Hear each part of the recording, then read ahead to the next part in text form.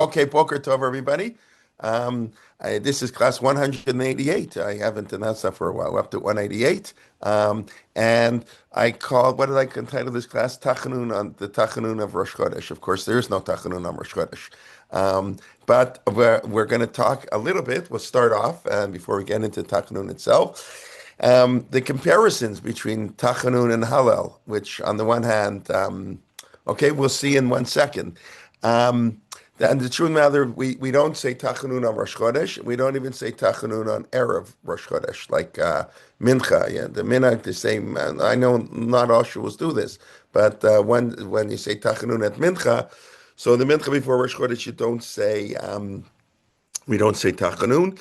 Because we discussed the first week when we're discussing Tachanun. Tachanun is not said, it's a supplication, it's depressing. Basically, Tachanun is meant to be depressing. God, we're in horrendous shape. There's like almost nothing positive. Unlike the Haftorah, we always end on a positive note. The prophet can castigate us, but we often end on some very positive thing. Tachanun is just, we're suffering, we're more suffering, we're more suffering. Help us, God, for your name. And it's repetitive, as we discussed. It's sort of, just over and over again, the similar themes. It's not appropriate to say on Yamim Tovim, on holidays. And Rosh Chodesh, of course, is the first Jewish holiday. That's how the mitzvah begin. HaChodesh Hazeh Lechem Rosh Chodeshim. This month is the new month of the year. Nisan. We begin our months in Nisan, our years in Tishrei, our dual calendar, where we have a calendar based on the moon and the sun, etc., etc. Okay. So, what's the link between? Let's discuss a few links. So, first of all, both Tachanun and Hallel are said right after Shmon Esrei. So, Hallel on the surface is the opposite of Tachanun. It's praising God. It's thank you, God, very much for all the wonderful miracles. We say it, of course, only on special occasions, and so it serves like Tachanun and Hallel are two ways after we finish Shmon Esrei, where we ask God for our basic needs, but not in a negative way, in a very positive way, right? We're asking God for wisdom and for wealth and for health and justice and peace, etc. But it's not done, oh God, like things are terrible. It's done in a very, we can stand before God. That's the whole notion, Amidah. We're erect and we're confident. We stand before God, and we, even as Rav Soloveitchik would say in the Tefillah of the Tzibur, we demand God, He forgive us. That's one aspect. So Tachanun, and then we finish Shmon Esrei. So we go either one of two ways. Either we go up or we go down, in a sense. Either we go, oh my God, it's really bad. That's very nice in theory, but 2,000 years of exile has been pretty horrendous. And we mentioned Tachanun was not originally part of the after Shmon Esrei, and it developed over time. And like a lot of our tilot, you look at the slichot, all these things. Avarachmim, our whole siddur is a reaction to events over history, right? The fact that we say Avarachmim on Shabbos, which is not appropriate. It's not appropriate to say Avarachmim on Shabbos. But it's like, okay, we don't care that it's not appropriate. God, the way the Jewish people have suffered is also not appropriate. So on special Shabbatot, we don't say it. We don't say Avarachamim on Shabbos Mevarchim, except in Iyar, because that's when the Crusades happen. But you understand the entire concept of Avarachamim doesn't belong on Shabbos. So Tachanun, in a sense, reflects the historical traumas of the Jewish people. We're beseeching God, and so we've mentioned many times, we'll pick up on this theme, that we're asking God to rescue His name. On the other hand, on the other things, wow, life is amazing. God, you took us out of Egypt. B'tzeit Yisrael miMitzrayim. Oh, it's Shirah. It's singing. It's also very wonderful. How wonderful it is to be part of the Jewish people. So there were two sort of additions. This one, Esrei one, sort of either one or the other on a certain sense. Now, we do have Tachanun aspect in Hallel. Who wants to tell me where we have these aspects of beseeching God in Hallel? Hallel is Ana not. Hashem Hoshiana. Yeah, so the most famous one, of course, is Ana Hashem Hoshiana. Yeah, well, correct. In other words, As this is like the dialectic. Soloveitchik would always say, we can never go to one extreme. In Judaism, when the things are very, up, we sort of bring us down. When they are very low, we have to bring ourselves up. There's this constant tension, this constant dialectic. So even, or maybe especially when we're rejoicing and singing all the praise, so we have to call out, Ana Hashem Hoshiana, please God, save us. Also, Minha, which is sort of the end, the Minha Meitzar Karatiyah. We call them to God from the straits. Where else? There are a few other. What else did I have? Well, also the notion of Mikimi Miafardal is, in a sense, God answering our prayers. Mikimi Miafardal, Meashpot Yarim Evyon, Lo Shivim Nidivim, Im Nidivei Amo, that God raises up afar from the dust, the dal. Dal means like an Evion, like the poorest of the poor. Mikimi Evardal Meashpot, from the garbage, right? In modern Hebrew, Ashpa, Meashpot Yarim Evion. Evion also, Evion and Dal, there's an Ani. Anani means a poor person. He's a poor person. He's a lower middle class. He has a very tiny apartment. He doesn't eat out of restaurants. Okay, that's an ani. But an evyon is mamish. He's like doesn't know where his next meal is coming from. There's a halachic difference between an ani and an evyon. Where the Torah says kibi evyon. The Torah talks about, I think, stuck in the context not so much of an ani. An evyon, a Jewish person who's an ani is not supposed to take tzedakah. The Mishnah and Peah, I'm not going through it now, but it's really like you really have to be poor before you should ask for any tzedakah. How that applies in the modern world with tuition and all that stuff, that's way complicated and not. It's an important discussion, but not for now. But a person is supposed to, as the Gemara famously says, "Asay Shabbat chachol v'al lebriyot." Make your Shabbos like a weekday. Eat sardines and canned tuna, although that's probably expensive these days too. Eat really cheap food, and I'll teach directly brio. Then don't ask people to help you. What it meant in sort of its greater halakha context, not just what you eat, but the custom. People used to eat only 2 meals a day. I don't know. I don't know when it changed. I have no idea. But it seems that in the time of the Talmud, the way the Talmud talks, that's how they talk. You ate 2 meals a day, and on Shabbos you ate 3 meals a day. The specialness of Shabbos was you had a third meal, Sudah Shlishit. So I don't know, maybe now we're supposed to have a fourth meal on Shabbos, which we taka do because all Shabbos have a big fancy Kiddush. So taka, you do have a fourth meal. You have a Friday night, Kiddush, lunch, and Shalashudas. Okay, whatever it is. Anyways, but so mikimim yapardam eshpat rimavyon lo shivim nedivim, to pit the Nandiv, the noble people, im Nidivim, the great people. So that's a sense of God turning our Tachanunim, our beseeching, into praise. That's the whole idea. We want to go from Tachanun to Hallel. Okay. Also, one other aspect to add. Anybody know? It's very interesting. It's what is the halachic significance of Rosh Chodesh? Or maybe that's not the right term. Maybe I'll say the theological significance of Rosh Chodesh. Or, has anybody ever fasted on Erev Rosh Chodesh? Anybody? Why might, I think maybe once I did for half a day, maybe before the Iraq War, the first one, the Gulf War in 1991, if I recall correctly. Yom Kippur Katan?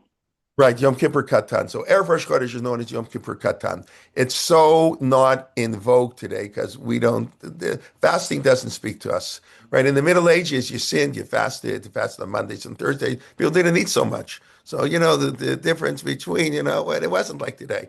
Fasting was a very common tool for repentance and for all kinds of reasons. Everybody knows Menach used to be a fast on a yortzeit. The Hasidim changed all that. They turned fasting into feasting, right? They saw yort, and that also has to do with how horrible life was, really, if you think about it, right? Talking about 2,000 years of suffering. The Hasidim was an outgrowth. The Hasidim started in a very bad time in Jewish history, not long after the Chmielnicki massacres, like 75 years after the Holocaust, whatever, 80 years. So the Hasidim sort of, I don't know that anybody came out and said this, but it's to me pretty clear that life was not so great.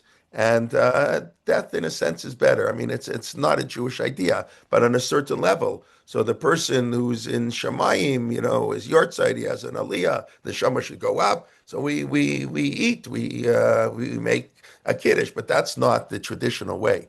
The Yortzeit had to be with the traditional way of a Yortzeit was you fasted. You had the minhag to fast. I don't know if anybody ever fasted on a Yortzeit, but so there was a minhag erev Yom Kippur, erev Rosh Chodesh. It's a mini Yom Kippur. Why is it a mini Yom Kippur? Well, what do you mean? So the 28th of or the 29th of Cheshvan, I don't even think it's printed in our Siddurim anymore. That's I'm getting it so out of vogue. It used to be like there were maybe the old style sitters. They had Tehillim, things you would say, I don't even remember what it was, for Yom Kippur Katan. And, no, so I Well, think I find that the words of the Rosh Chodesh Musaf, There which you say, go. Rosh Chodeshim are lemchana tata asking zman for kapara lechol Mechila. todotam. Exactly, zman kapara lechol todotam. Right, So, right. right. So my question is why? Right, Rosh. That's how we give Rosh Chodesh. We come to Musaf. Hello, we say hello. We thank God. Beautiful. No Tachanun. Lots of hello, and then we have a Musaf. Rosh Chodeshim lemchana tata. God, you gave us Rosh Chodesh. That's the first mitzvah God gave us as a people. Right, the three mitzvot and Bereshit don't count for that. And Zman Kapara. It's a time of Yom Kippur. It's a time of atonement. When they brought korbanot, zivchei ratzon, korbanot that you would love. So the Mishnah, let me point out the Mishnah in Shavuos, of all weird places. What's Shavuos? Right? I'm sure I once told you the story of the Vilna Gaon, right? You know that cute story? Masechet Shavuot. It talks about a shvuah. It talks about an oath. There's a neder and a shvuah. They're two different things. We're not going to discuss the difference now. Masechet Nidarim actually is in Seder Nashim. Masechet Shavuot is in Seder Nizikin. So they tell a story, a cute story, with the Vilna Gaon when he was like 5 years old. So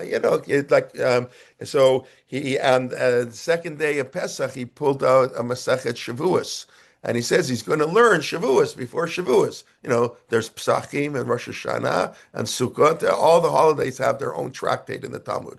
So there's a Masechet Shavuot. So he's going to learn a Shavuot. So he's a 4-year-old kid, the Vilna Gaon. So they said, very nice, but no, it's not about the holiday of Shavuot.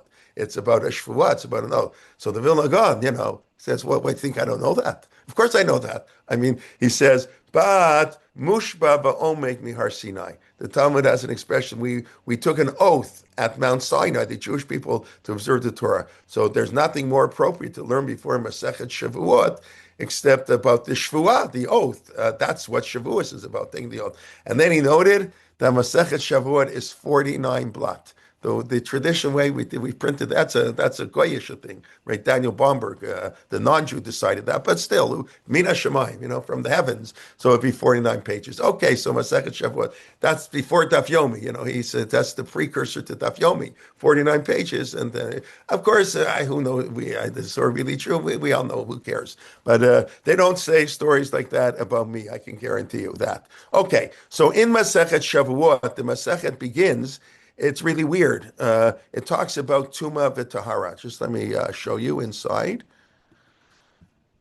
Okay, let's see here. Yeah, you don't see it. Hmm. Right, you can't see. Here we go. Okay. All right. So the Mishnah begins, it's talking about if somebody enters in the temple when they are tameh.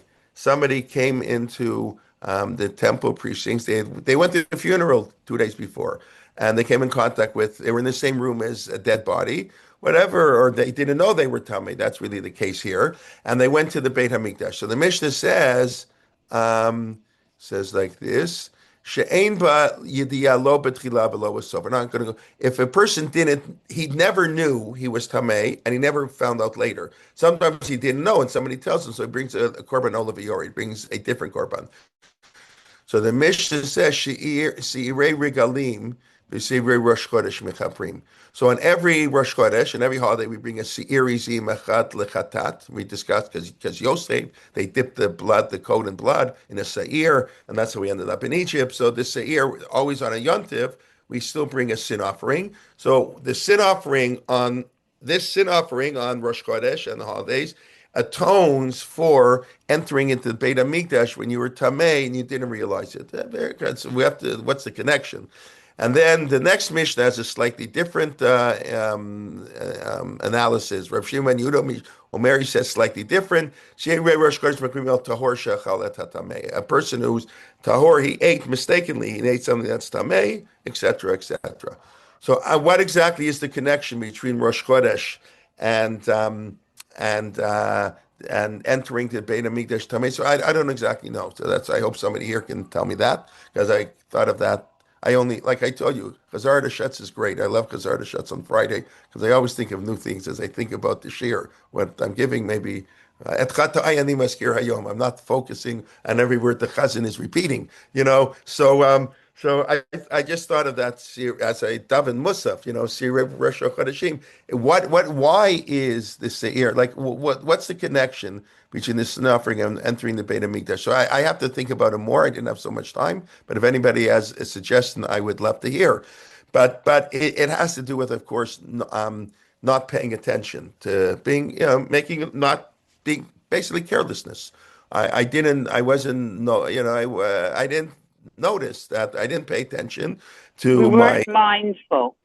yeah, I weren't mindful, right? So why that connect to Rosh Chodesh, I don't exactly know, but that's how we get Rosh Chodesh. So Rosh Chodesh, we discussed it in Tachanun already. Tachanun is all about kapara. Tachanun, it has all the Yom Kippur themes. It's all about asking God that's to forgive us, to be mechaper. So in many ways, it's very interesting. Like in Rosh Chodesh, we don't say Tachanun. We say Tachanun. We do say it, just it's a different form of Tachanun. I might argue if I can say that. So it's Rosh Chodesh. It's Man Kapara. That's what we get. It's like Yom Kippur L'chol Tototam. Therefore, it's a day of tshuva. That's the day of repentance. So therefore, but you can't fast on Rosh Chodesh because it's a holiday. So therefore, the custom developed at some point in Jewish history, I don't know exactly when, to have this Erev Rosh Chodesh, what we call Yom Kippur Katan, and people would fast again. Like this has gone out of style. Okay, things go out of style. They come into style, go out of style. That's how life works. Just one more thing, and then we'll get back to Tachanun itself, the original Tachanun. I'm sure many people know that Rosh Chodesh is a women's holiday, whatever that means. Okay, so Naomi's smiling. Okay, why is Rosh Chodesh a women's holiday? Yeah. So Seit are you Heigel. asking? Seit So Heigel. who wants?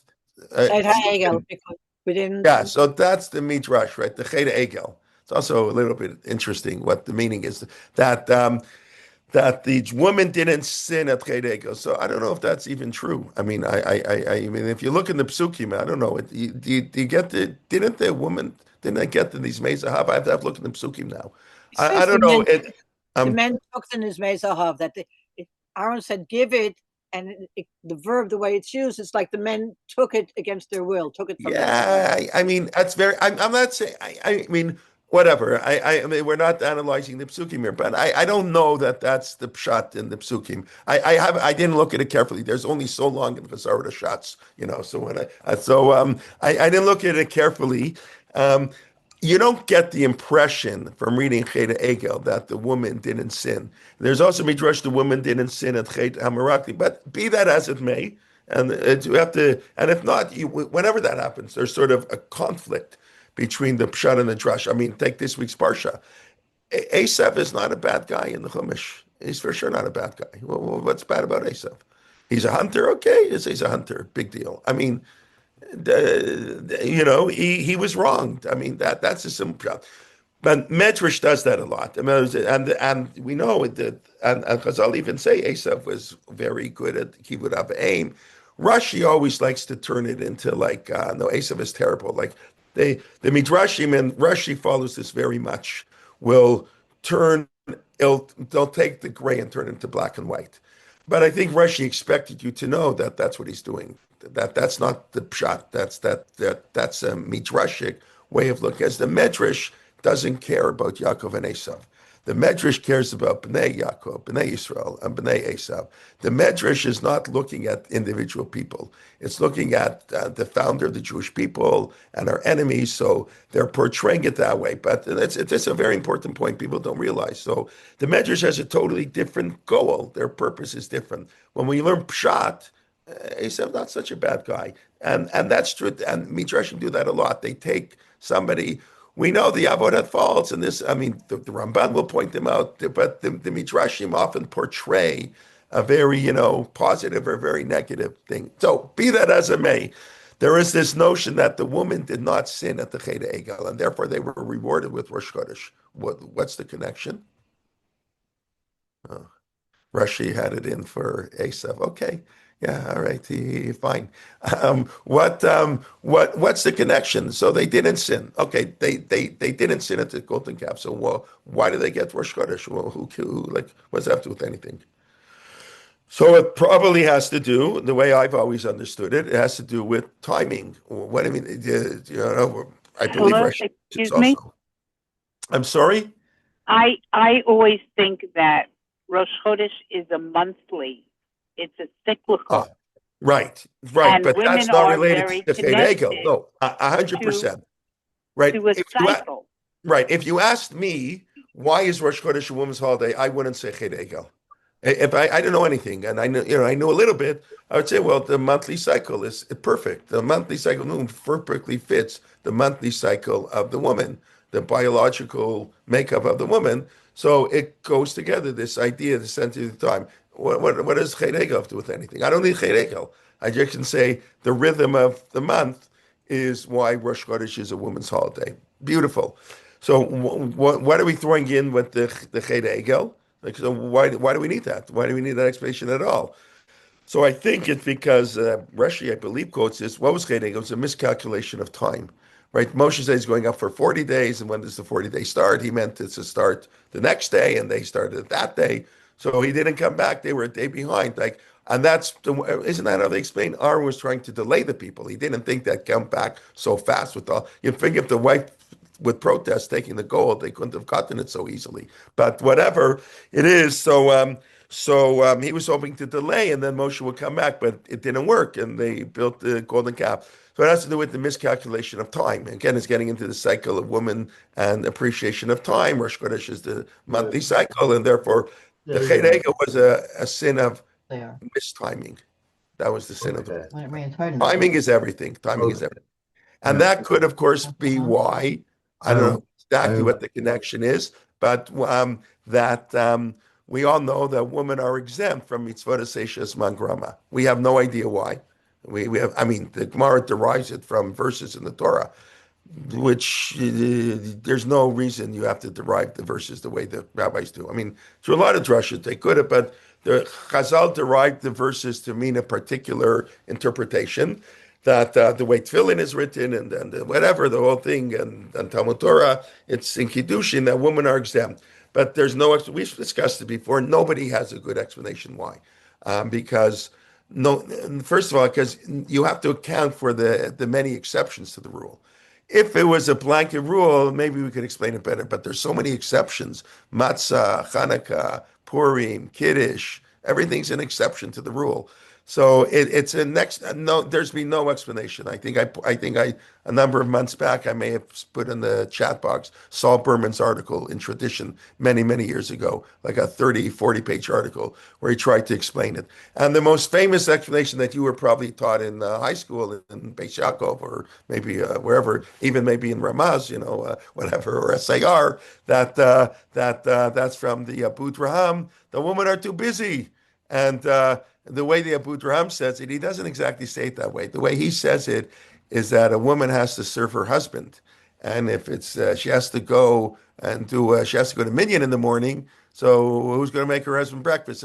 They don't like to quote it like that because that doesn't go over politically well. So they just quote that the Abu Draham says that women are too busy and it conflicts with changing diapers, not with giving breakfast to their husband. That's a slightly different thing. So the problem is, of course, why can't men change diapers? I'm getting really modern. And number two is, and I mentioned him many times, but I always think it's worth mentioning. Rav Lichtenstein said that when his kids were young, he would often miss minyan. He would be busy with the kids. So you don't go to minyan in the morning. Not the end of the world. You're involved in one mitzvah, you don't do another mitzvah. So um, and also, of course, how long does a woman raise children for? Even if she has 10 kids. So 20 years. I mean, really, how long? I mean, from bat mitzvah till she gets like it all. So nobody really knows why. But there's a sensitive time now.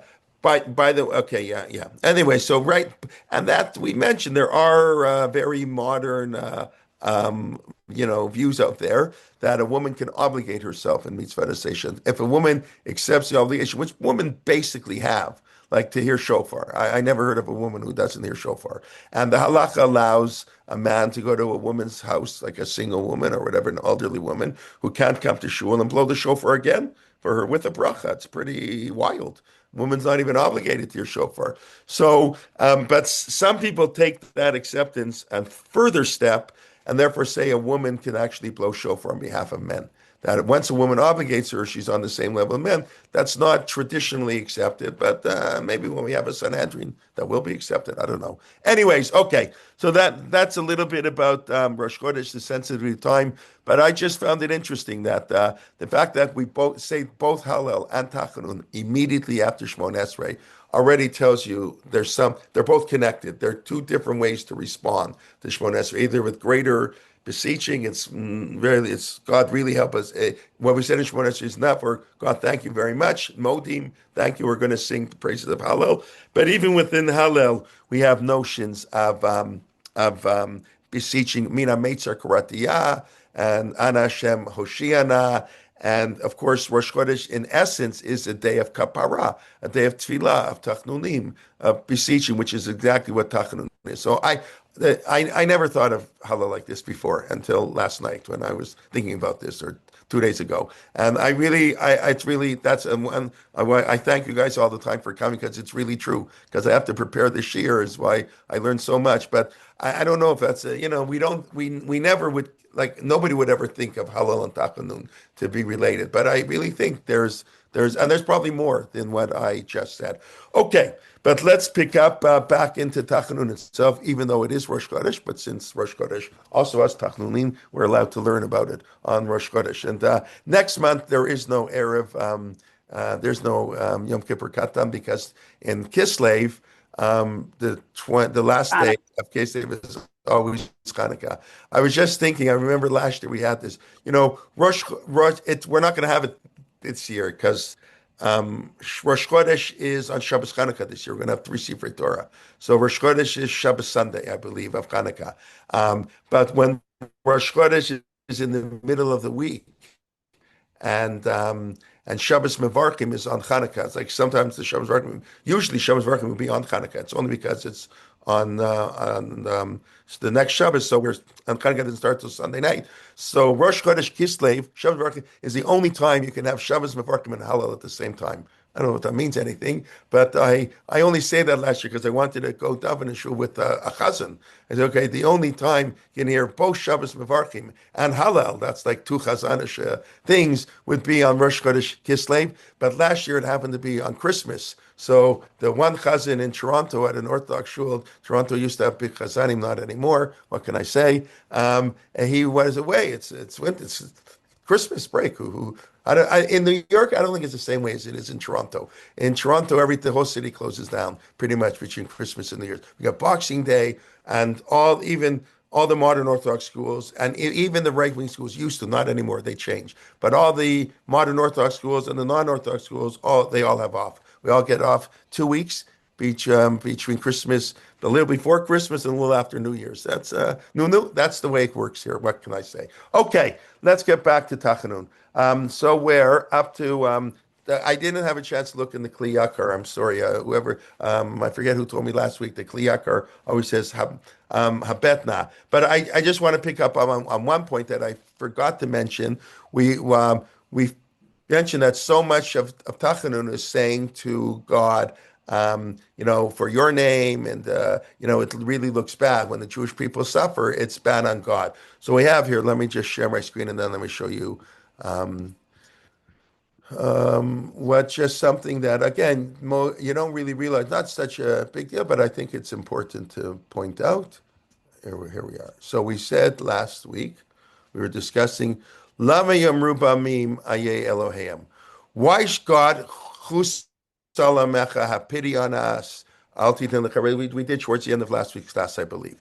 Don't let us be ashamed. Limshol that the non-Jews rule over us. Yeah, we didn't discuss this. That's a great non-Jews ruling over the Jewish people are considered the shame of the Jewish people. That's Rav Zevin in Moedim Balacha, the piece that Art Scroll refused to translate, said that after the 6 Day War, the halacha of kriya, of wearing your clothes, of ripping your clothes when you go to Yerushalayim, no longer applies because Jews are sovereign in the territory, and if when the im hakamat medinat Yisrael ashreinu shezachinu lekach, with the establishment of the state of Israel, thank God we have merited this. That's the quote in Hebrew.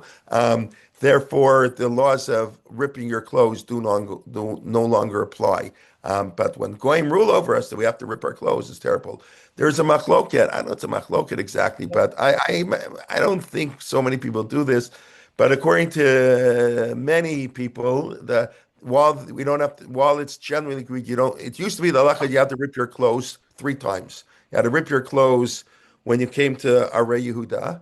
Yerushalayim. Even when they're the chutzot Yerushalayim, we're outside of Yerushalayim, we're in Arei Yehuda, you have to rip your clothes. And when you come into Yerushalayim, it's a special halacha. Yerushalayim is the capital of the Jewish people. You have to rip your clothes again, and then you have to rip your clothes at the Beit HaMikdash.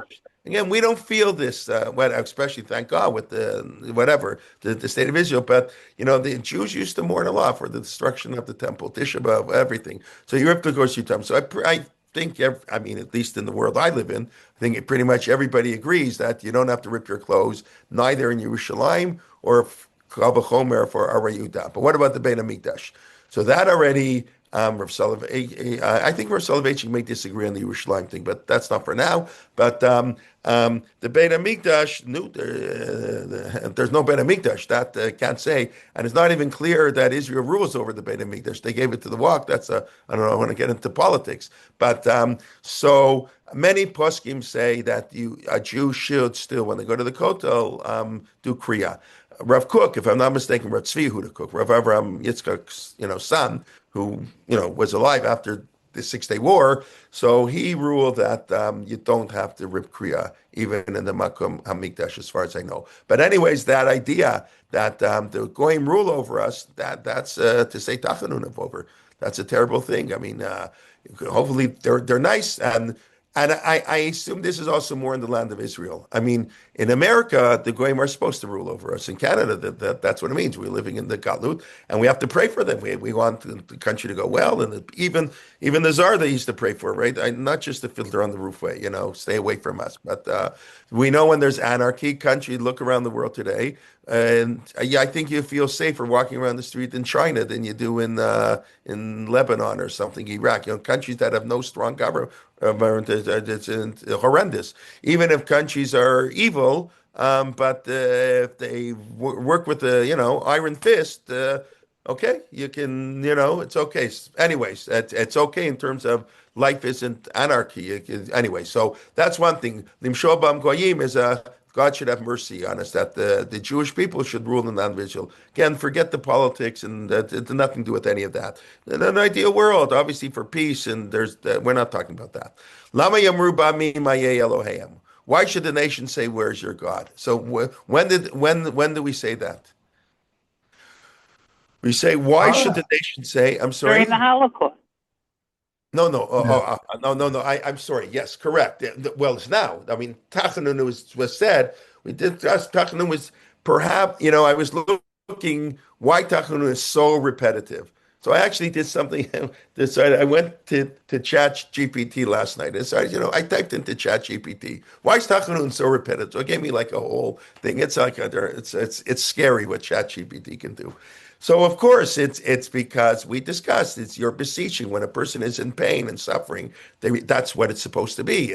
Where we repeat the same thing over and over again. That's what everybody does, and it's also on repetition, emphasis. But it's also they added a thing that it most likely that Tachanun this is a conglomerate. This is not composed, not like the Shemon Esrei. The Anshe Knesset didn't compose the Shemon Esrei with the structure, this bracha before that bracha thing. This was a conglomerate. This one from here, this one from there. We pulled it together. So when you pull it together, like Lahavdil, not I don't know Lahavdil, but the Bible critics say, right? The contradiction in the Bible because he had JEPD, had all these texts, and the redactor put them together. So there are two stories of creation that contradict itself. If you're not a believer, it's not, they're not crazy. The Bible critics aren't nuts. They're scholars. So we can refute. We have to refute them. That's Dama Lahashiv. Of course, you have to know how to refute them. Rav David Tzvi Hoffman. I think I mentioned the story many times. I don't know my sister Salir Tova. You still here? I sometimes talking to her kids. Yeah, Tova. You remember if so? My uncle told me. I'm sure I mentioned this story. My uncle who founded Prospect Park Yeshiva in Brooklyn, Abraham Kelman. I'm sure some of you know him from New York. My father's older brother. He passed away not so long ago. He lived Baruch Hashem to be in his mid-90s. So he went to University of Toronto. The family, my father's family, they came to Toronto in 1930. And he went to University of Toronto. My uncle was 9. He was the eldest. My father was 3. My uncle was 9. And he went to University of Toronto in the 1940s. And in the University of Toronto in the 1940s, you had to take, like in many university courses, in Bible. So he was exposed for the first time in his life to Bible criticism, biblical criticism. That's the standard university approach, especially in the 40s. And he actually told me, Tov, I don't know if I've ever told you this. He said it strengthened his faith. He actually gained faith because he was forced to sort of look at it very seriously because these are bright professors; they're not idiots, and to come up with answers to see and the beauty of the Chumash. Yes, it contradicts. We say that. The Torah is full of contradictions. We say that every single day. Rabbi Shmuel now, and that's of course Rav Soloveitchik's famous "Lonely Man of Faith." That creation story 1, creation story 2. Of course, they contradict because man is a contradictory being. Adam 1, Adam 2. Man is an aggressive, passive, all the beautiful things. If you haven't read Lonely Man of Faith recently, and we're still in Bereshit, you can still read it. Yeah. And by the way, I don't know that a lot of people know, talking about interfaith dialogue and all that. Rabbi Soloveitchik developed, that Lonely Man of Faith was originally a lecture. I forget now where he gave it. St. John. He gave it to a Christian theologians. It was given I believe, at a Catholic university. This was a talk to Catholics about man, because God doesn't create Jews, God creates mankind. So it was a religious manifesto for all of mankind. Anyways, be that as it may. Whatever these things, I don't know. It's something you have to know that. Allow me. So why? I don't know how I got back. Why did I start talking about biblical criticism? I forget already. You'll remind me. Okay, but let me remind me. So theologically, your uncle. yeah, I know that. But why did I start talking about my uncle? No, I realized that. Okay. ChatGPT and Tachanun. I'm sorry. The repetition, the conglomerate. No, it's many pieces. Boy, oh boy, that off-tangent topic. It's many pieces brought together. So when pieces are brought together from different sources, that's not true. We don't believe, of course, that's true in the Bible. That, of course, we cannot accept it at all. But we can accept that in Tachanun. It's not a problem to say in the Siddur that this was brought from different sources and put together, and it's going to repeat itself. Okay, where in the Bible does it say, who used that argument in the Bible? Hello, too. Moshe says it. Moshe. Yeah, when does Moshe say it? When God says, I'm going to destroy the Jews. When is that? And when he was up on the Beit mountain. Egel or Chet Meragel? There you go. So I just thought it was very interesting. Again, I'm talking to myself now. The royal we, don't read Chumash carefully, right? to learn every word, like every nuance. That's how Rashi read the Chumash. You have to learn Rashi. You have to learn Chumash before Rashi. Rashi learned Chumash without Rashi. And to pay real attention and differences and repetition. That they do that now a lot in Israel. So it's actually, unless I'm missing something, it's actually not at Cheda Egel. There's the not what Moshe says Cheda Egel. It's only Cheda Merakim. I'll just, I mean, maybe I'm missing something, but here's what we do. This is where we begin. The writer always Vayechal Moshe.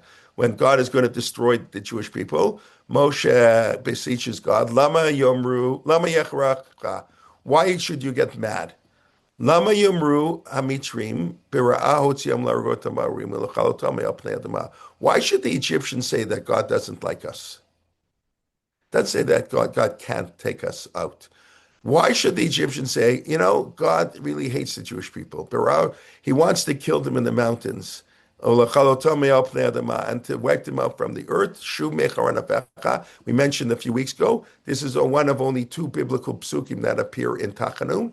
This and Shema Yisrael, we mentioned that 2-3 weeks ago, are the only two biblical verses that appear in Tachanun. The other verses are Daniel, that was our discussion last week, and a scattering. Most of it is not verses, but here and there. So, right, again, this is the Cheda Egel, Zechor Lavram, the Yitzchak. Remember the covenant you made, but it has nothing to do with God's power. Nothing to do with God's power.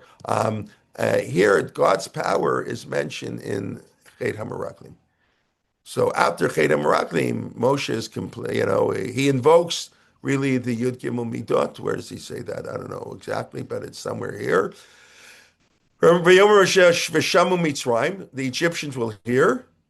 And now they'll say, Vamru, you know what, God, well, he doesn't hate the people because he would have killed them at the sin of the golden calf. You see, if God doesn't like the people, he would have wiped them out, but he didn't. It must be God actually likes the Jewish people.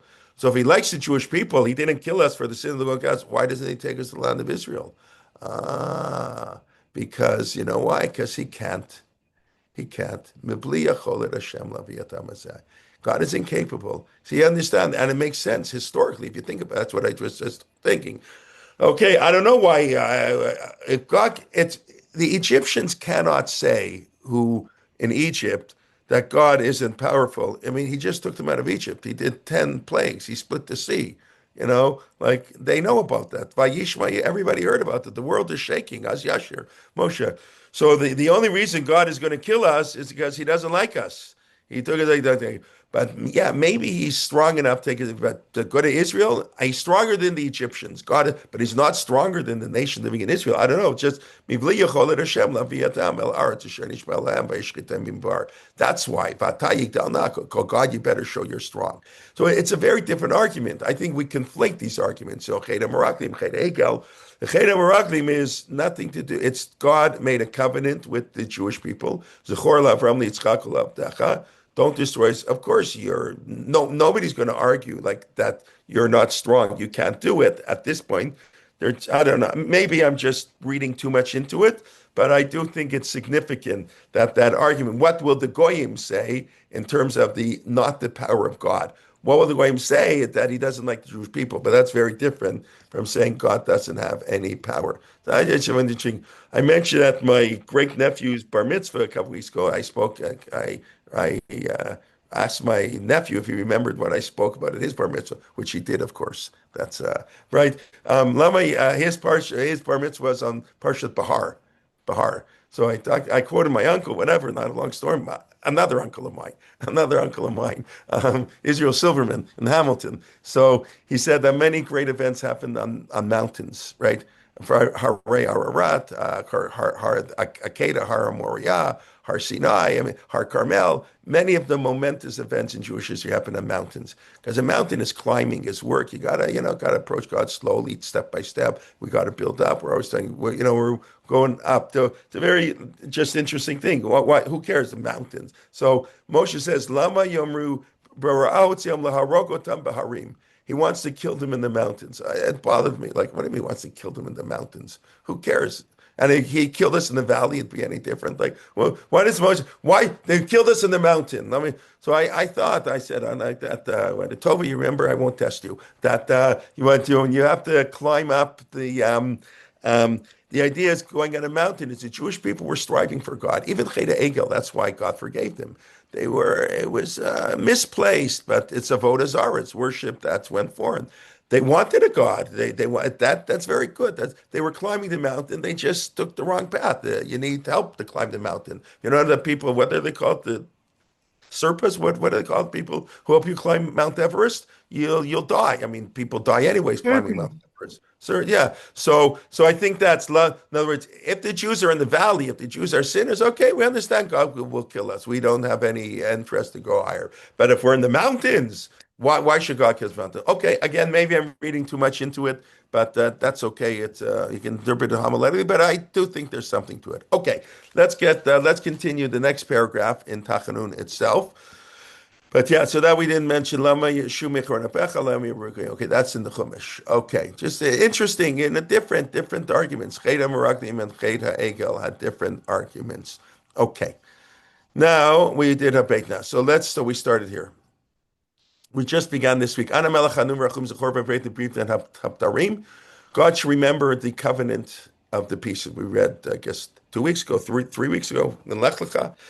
Okay, what does it have to do? I think they're okay. Again, we're beseeching God to remember everything. You don't hear this so often. That's the same thing as Moshe says. Zechor LaAvram liYitzchak liYaakov. I know the pre-Penam term was made for Avram, but still, it's that's Moshe's argument. Remember the pre-Penam term. Remember Avram, Yitzchak, and Yaakov. Why do we emphasize it here? Okay, because it's a good argument. But the Gemara says that the Zchut Avot it went away. The Zchut, we have this notion of Zchut Avot, that in the merit of our fathers, God should help us. So the Gemara actually said, there's a whole discussion. Zchut Avot, how long does Zchut Avot? It's like I remember Rav Schechter telling us, you're friendly with some guy. So, 20 years later, his kid comes into your class, or you see his kid in business. So, you're very nice. Oh, I'm friends with your father. We were in school together. You're going to be nice to the kid, your friend's son, even if you don't know him. And you'll probably be nice to his grandson too. Your grandfather. But, by the time we get 7 generations, like, oh, we don't even know the people involved anymore. Oh, your great grandfather and my great grandfather were good friends in the shtetl in Poland. Okay, very nice. I don't know. I never knew my great grandfather. You never knew your great grandfather. What do I have to do with you? So that's it. It's a chut avot. So for a while, Avram was so great. Yitzchak, Yaakov, Moshe. Okay, good. After a while, I don't remember. It's too many generations. So we don't really have zchut avot anymore. I think there's I forget the term that the Gemara used. But there's still some certain relationship. I have to look that up. I apologize.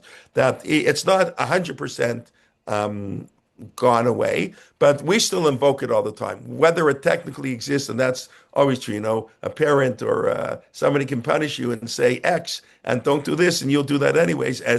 Don't give me that argument, and then you'll give them that argument, because when you're pleading for things to do, you'll use any argument. So we invoke term, but I think there's something else going on here. How long is Brit Ben Haptarim? How long do Jewish people have to suffer in Brit Ben Haptarim? It's 400 years. Yeah, I thought that was an easy question. 400 years. How many years did we suffer? 210. 210. Yeah, how do you know that? We talked earlier today, since we're on the topic, we'll about Pshat and Drash. I don't know. All I know here, it's so powerful that I'll show it to you again. I'm sorry. Again, I'm not saying it's not 210 years. I get it, but you have to understand what does it say in the Chumash, and what did the rabbis say? And then the most important thing is, why did the rabbis say what they say? That's the real important question, because you can say whatever you want. The rabbis were brilliant. We have to have great respect for Chazal. They didn't make this up. I mean, if you're a non-believer, you say, the rabbis, they just made up whatever they wanted to do. But that's not that's not our tradition. That's not what we believe. So sometimes, listen, people do disagree with the Pshat of Chazal. Ramban disagrees with Chazal all the time. It's not like you don't have to accept every Chazal in Midrash. That's for sure true. I mean, it's not we have to accept them all, but you have to understand them and respect them. So here, just to point out, I think you all know this, but just to see it inside. Let's go here. I think it's twice, like in case you missed it the first time. Okay, we left Egypt, Baruch Hashem. We left Egypt, okay. Egypt didn't leave the Jews, but we left Egypt, Okay, where we go? Umoshav. B'nai Yisrael Ashiru Mitzrayim Shloshim Shana v'Arba Me'ot Shana. Just, how long right now? This also doesn't work. I thought it was 400 years, so God punished us more. Umoshav B'nai Yisrael Ashiru are Shloshim Shana v'Arba Shana. In case you missed it, in case you fell asleep when the Balkore read verse 40, he'll read it to you again in verse 41. Vayimi Kesh Shloshim Shana v'Arba Shana. I was the end of 430 years, 30 years and 30 and 400 years ago. And in the middle of the day, right, Hashem Mitzrayim, and we left Egypt. So how long were we in Egypt according to the Torah? We're in Egypt for 430 years. There's no two ways about it. And the rabbis say we were there for 210 years. That's very interesting. How do they do that one? So that's we'll have to leave that before Pesach. We can pick up on that. But I think it's really just important to know. By the way, the 215. So let's just get back to Tachanun for a second. So we're saying to God, 400 years, 430 years. This is 2,000 years, 1,800. Okay, 800. Whenever it's written in time of Rashi. It's still 1,000 years from the destruction of the temple, right? I mean, Rabbi Akiva supported Bar Kokhba because he thought the Beit HaMikdash was going to be rebuilt in 70 years. That's obvious. Everybody knows that. Bar Kokhba result is 132, 62 years, whatever, after the destruction of the temple. Time to rebuild the Beit HaMikdash. That's it, 70 years. That's the time. Nobody, who could imagine it would go on for 1,000 years, 2,000 years? So that's I think what we're saying in Tachanun. Remember the Brit Bein God. This is way worse. It also remembers like the Moshe. Remember God, you made a covenant you have to redeem. But just very quickly, let me see if I remember this offhand. The 430 years. If we go with 430, which is what it says in the Chumash, so it divides neatly into 215 and 215, perhaps. And this is where what I mean. If it's I'm going to assume now 430 years from the time God told Abraham. The pasuk doesn't say that. The pasuk, when according to the Chumash, when does the 430 years start? Torah is not exactly clear, but I would assume when does it start? If you didn't know anything, you didn't know any midrashim, you're just like a nice kid, and you're learning Chumash for the first time, and you have an intelligent mind, and you're a thinking person. When would the 430 years begin? When Yaakov went down. Of course, when Yaakov went to Egypt. When else is going to begin? That's when, and that's we even say that at the Seder. Yaakov Banav Yardu Mitzrayim. The whole thing begins with Yaakov. Say Omad Ma Bikesh Lavan Arami, and that led to Yaakov going to Egypt. Yaakov's Arami. That's it. Now, how many years is it from Abraham to Yaakov going to Egypt? How old was Abraham when he goes to the land of Israel? 75. 75. How old is he when Yitzchak is born? 100. 100. That's 25 years. How old is Yitzchak when Yaakov is born? This week's Parsha. 60. 85. 85. How old was Yaakov when he went to Egypt? It's in the Chumash. Everything here is in the Chumash. No midrashim. Only psukim in the Chumash. How old was Yaakov? Remember, he meets Parah. Parah says, how old are you? 130. 130. 130 and 85, 215. So the first half of the 215 years is from Abraham till Yaakov. And the second half is from Yaakov actually going down to Egypt. But that's 215. That's not 210. So I must say, maybe I'm too original. I don't know. I haven't seen that anywhere. I'm sure somebody must have said that in Jewish history. I'm not aware. But that one I thought, when I think in 430 years, you just do it 215 and 215. I just think I can't believe that's a coincidence. I have to believe that's intentional of the Chumash. That there is sort of the galut. I mean, God promised the land to Abraham, but he also didn't get it. So that's also part of the Brit Bein Tarim. That's what we're assuming. So you got 430 years. You got 430 years in total, and then it's 215, 215. Of course, the problem is God told Abraham 400 years. He didn't tell Abraham 30 years. So where did that 30 years come from? So that has to do with Ephraim. I forget how the Midrashim deal with it, because this was whatever. But I just think, whatever, it's very important to know always what the Chumash says and what the rabbis, and we have to discuss. So where 210 comes from, Yaakov goes down to 130. I forget where, and that's when Moshe was born. No, Yocheved, right? What's the medrash there? That Yocheved had a baby. She was. Born. I'm, That I'm Yocheved sorry. born, No, that Yocheved's born between Oh, the right. It's Yocheved who was born. Right. It's Yocheved who was born. I couldn't remember that, man. Okay.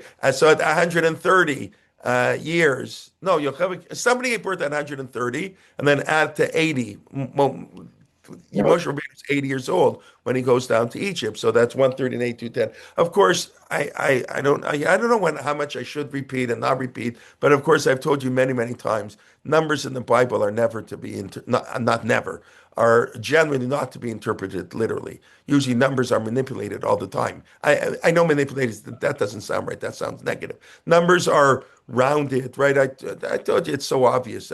Every Shevet except for Reuven and God ends in the 100. That's impossible. We discussed that a few weeks ago. Mathematically, I don't know if the number exists, that the statistical possibility that 22 out of 24 numbers are going to end in 100, like, or 400, 200, and 50 and 30 are Reuven and God, the two tribes that didn't want to go to the land of Israel. They stick out like a sore thumb. Or Moshe wasn't really 80.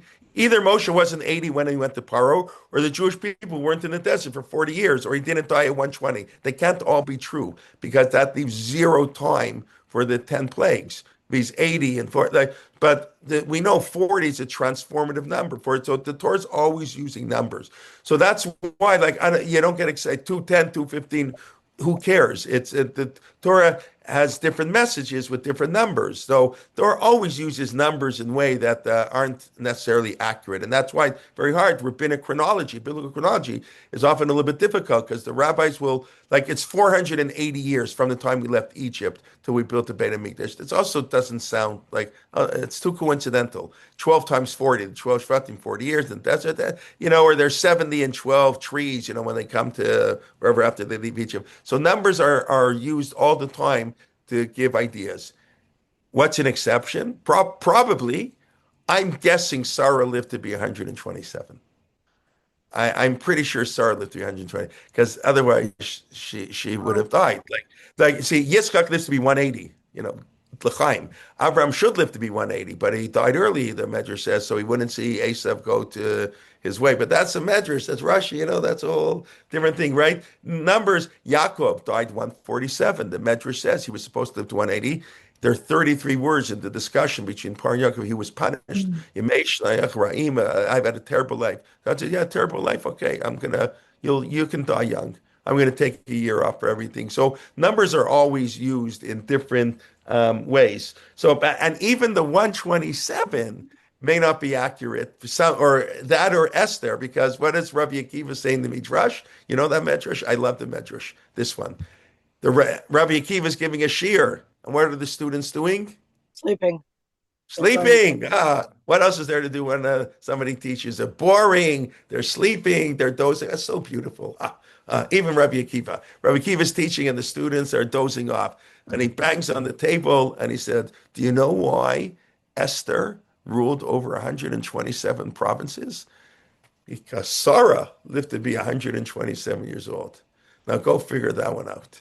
Okay, what's going on here? Anyways, okay, let's get back to Tachanun. So even there, it could be one of the numbers is being played with to get to the other number. I don't know. It's but the Torah didn't care about these things, and they wanted to give messages. Obviously, we know number 7. Numbers are very important, but they don't have to be 100% accurate. They can. How many malachot are there on Shabbos? 39.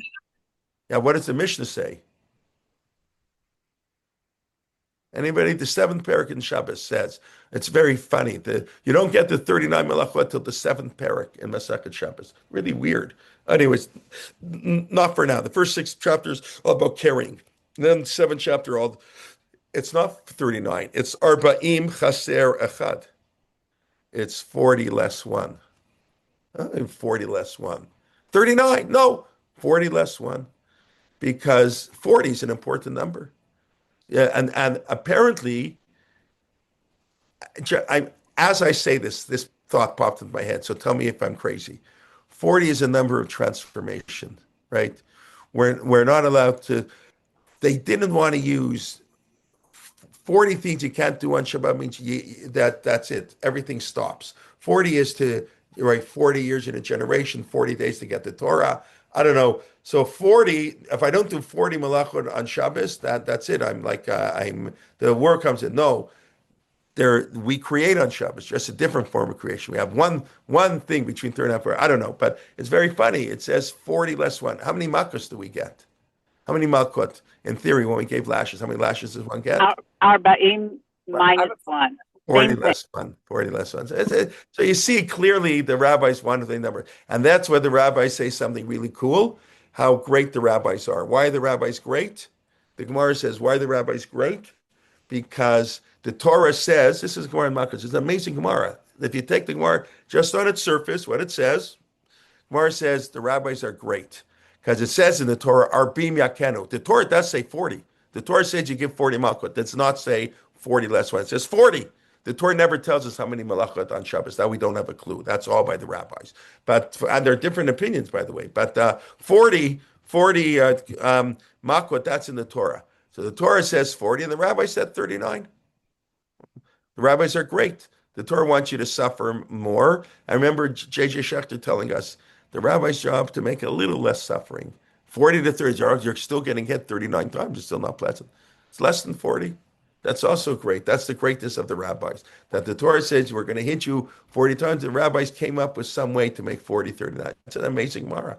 It sounds on the surface, yeah, we have to reinterpret what God says. We don't like it. But again, it's the use of the number 40. Okay. It's getting late. Just that's one more thing. And then I'm not teaching today because parent teacher night the past 2 days, so they give us off on Friday a study day. Yeah, like the kids are studying, like I'm going to the moon. But okay, what am I really going to do? Going to Florida? To Baruch Hashem. Okay, so back to Tachanun.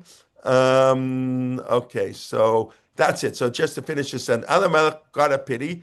Remember the Brit Ben Abtarim. See all that stuff from Brit Ben Abtarim. We've been suffering more than 400 years. And remember Akedat Yitzchak. Okay, we'll pick up with that next week, please God. But also that's such a theme in Slichus and such a theme on Yom Kippur, more in Slichus than in Yom Kippur itself. But the Akedat Yitzchak, to remember, of course, last week's Parsha, or 2 weeks ago, to remember the sacrifice so the contrast. God, you made a covenant. The Jewish people were willing to sacrifice everything for you. How can you let us continue with this? Let's continue. Okay, let's quickly review what we did today. What we do? We discussed Tachanun. That Rosh Chodesh is a form of Tachanun. It's after you finish Shmon Esrei. Shmon Esrei isn't it? Shmon Esrei is the basic structure that our rabbi set up for us, and then we have to add our personal prayers. So most of the year we're beseeching God. God, we need. We're suffering too much, and whatever, and maybe someday they'll make Tachanun shorter. I don't know. When things are good, I have no idea. Hopefully, and some days we sing the praises of God. We do Hala, but they're both sort of addendums of Shmon Esrei. We saw some of the themes of Tachanunim, of course, do appear in Rosh Chodesh.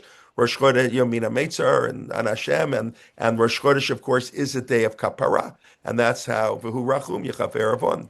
Tachanun is asking for kapara, for forgiveness, and Rosh Chodesh is Man Kapara L'Chol Toldotam, and we saw that even the seer of Rosh Chodesh is brought because to atone if we mistakenly, carelessly entered the temple without realizing we are impure. So that's what it is. So Rosh Chodesh has something that's not being careless. I don't know yet. I have to figure out, somebody, if you have your homework, figure out what exactly the connection is between Rosh Chodesh and carelessness. I don't exactly know. But then we discussed the notion of timing and Rosh Chodesh being a woman's holiday. So I would say because of the cycle of life, that was obvious. But the rabbis added this new idea of because it's a reward for not participating in Kedega, which it's not clear from the text of the Chumash. Okay, fine. The women didn't participate in the sin of the golden calf, and they were rewarded. And I had to do because the sin of the golden calf is a sin of timing. Otherwise, because they miscalculated how many days. Women are more sensitive to time, maybe because of their natural body, and that's has to be connected in some way that women are exempt from mitzvot seisha tzman grama, right? This leads into the Hirschian approach, that in Seifshin Shrival Hirsch's approach that women don't need these mitzvot. It can sound very apologetic. Maybe you don't like it, do like it, whatever. But that's what Hirsch says. Men need these reminders all the time. The women are on a higher spiritual level than men, which is generally true, and therefore they don't need these mitzvot to say shehasman grama. Okay, then we discussed lamim ribagayim. Why should the nation say? So that idea that God is not powerful enough, that only appears by chet hamaraklim, doesn't appear by the sin of the golden calf. By the sin of the golden calf is, why does one go when it goes to the mountain? When we're climbing up, the mountains represents search higher, and that's why so many important events in Judaism happen up on the mountain. And in Cheda Meraglim, then Moshe is concerned that they're going to say God isn't powerful enough. But the Egyptians, who God just took them out of there, aren't going to use that argument. They're going to say God doesn't like us. And then we just talked about Brit Ben Haptarim. We recorded because we recorded whether or not exactly the Brit Ben Haptarim still applies. The Schut Avot. Okay, we're not getting all the nuances of how much of the Avot's character comes down to us. There is, but whatever, there clearly God's covenant, of course, is still active. That's basic to our Judaism, right? But I'm saying, so God should remember the covenant, but even more so, I don't know, even more so. But God should also recognize that how long? It's not 400 years it's not 400 plus 430. It's both plus 210, 400, 430, 210, 215. Add them all up, we still be longer. So God should answer our prayers. Okay, let's see. I see there's a comment or two, I think. When the Rosh Chodesh become one holiday, so that we discussed. Okay, Rabbi Riskin used to say Rashi had it in for Esav. Yeah, it's not that's the Midrashic approach, and that's fine. Because, like I said, the Medrash is not concerned about Esav, the person. The Medrash is talking about Esav, the representative of the nation's world. Same thing, Yaakov and Yisrael. Yaakov is the individual Yaakov, and in sense with Yaakov, it's very clear. And Yisrael is the Jewish people. It's not Yaakov himself, right? And you have to look in the Chumash. When does it use the name Yaakov Yisrael, right? Avram's name gets changed. We never call him Avram. We never call her Sarai again. But Yaakov, even though it says your name is no longer Yaakov, it's Yisrael, or whatever the exact wording is, we, of course, know it is Yaakov too. Lunar cycle, I'm not sure what that refers to, but we have a lunar and solar cycle. Why do we shorten the Hallel on Rosh Chodesh? Good question. Because Hallel, according to the Gemara, there's no Hallel on Rosh Chodesh. We only say Hallel if there is, I forget now. You need Isser Malacha, but we don't have that on Hanukkah. You need I forget now the Gemara. I should know this off by heart. Isn't it connected to the Musaf? If there's a Musaf, there's a Hallel? Yeah, so according to the Gemara, there is no Hallel on Rosh Chodesh. This is a post, matter of fact, the Gemara says Rav, the famous, Amora Rav, who set up the yeshiva in Surah, he came to Bavel and he walked into Shul and he saw the people were saying Hallel on Rosh Chodesh. He said, "What kind of Amaratzim? What is it?" And then he saw when they skipped the third and fifth paragraph. Says, "All right, okay, they're not so ignorant. We skipped the third and fifth paragraph, so it shouldn't be a full Hallel." And if I'm not mistaken, Sfardim do not make a bracha. Somebody can confirm that here, maybe. Sfardim Chabad. Chabad also not. No, the Chazan says the bracha and everyone answers Amen. They don't Really, say the but on Yontif, everybody says the bracha. Yes. So that's very interesting compromise. I never heard that before. That's really cool. Right? Yom HaTzmaut Chafat doesn't say Hallel, but maybe some people might do that on Yom HaTzmaut. They're not sure, so let the Chazan say it, answer Amen. Okay, but because Rosh Chodesh is not a full holiday. It's Makarech Otodotam. There's a Musaf. But that in of itself, because the Gemara says there's no Isser Malacha. What else? Allowed to do, so you don't have to. There are only 18 days or 21 days in Chutz starts. 8 on Chanukah, 8 on Sukkot, 16, and Pesach and Shavuot. Pesach is 2, or 1, Pesach, Shavuot, Sukkot.